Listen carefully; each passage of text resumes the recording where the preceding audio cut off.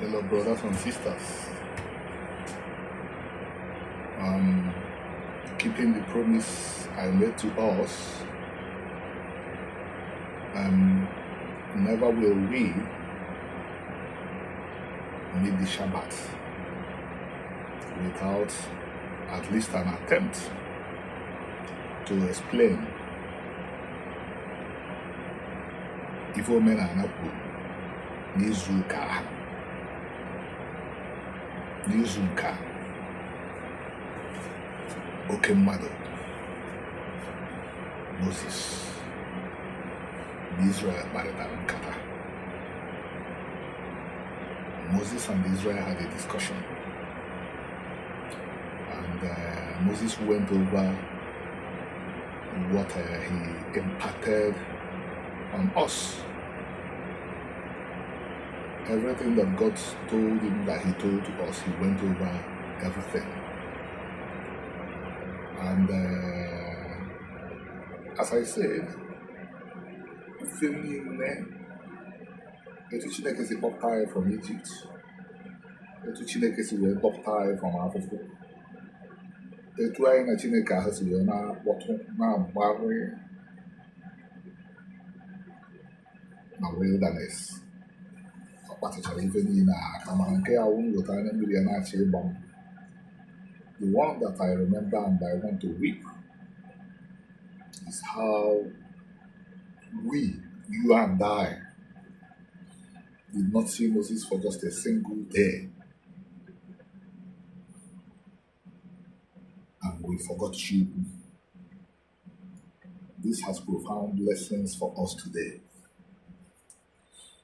In our own corner of the world, in a land given to us by kwuru, after our sins removed us from the land of Israel, after disobedience removed us from the land of Israel, God took pity on our ancestors.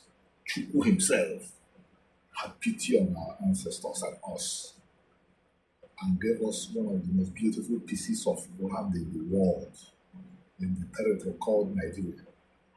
Eventually called Nigeria because there was no Nigeria when Chukwu gave us the land 1,500 to 2,000 years ago, when there was almost no people you find in the territory called Nigeria there. Some were in Southern Africa, some were in Eastern Africa, some were in the Sahara. But when we came in from the land of Israel, that land was almost uninhabited. We were one of the first settlers in that land. And God used that land to console us. And for the first few centuries, we did our best. We came up with Iweze because none of us also took Iweze. By the way, this was not the language our ancestors used, because Eze never means king. Eze means somebody who avoids seeing Ze. So, but why do I say that the lesson of the golden calf has lessons for us today? The same mistake we made over 3,000 years ago, we are making them today. How many Ibiriachi and Ibirinta will swear that the only person they can nail down for bow to is Lord Chukwu?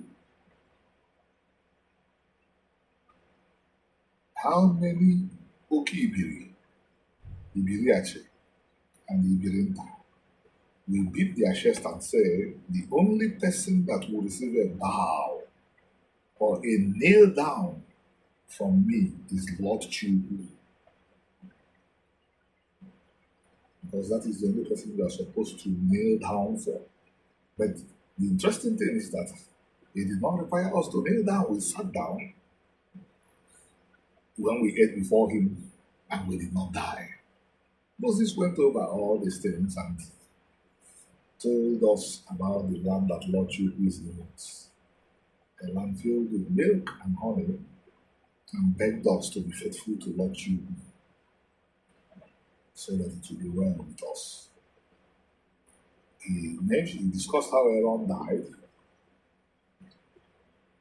Ogena, who the time for the departure of the great man was coming. And so, brothers and sisters, think about these things. If you have a very reflective time, you will notice that things are changing. Not necessarily for the worse, not necessarily for the good, but there are changes in the air. And God you, the Lord you who may use the steadfastness of a few of his children to make sure if he can is indeed again. Lord you who, my brothers and sisters, Shabbat Shalom.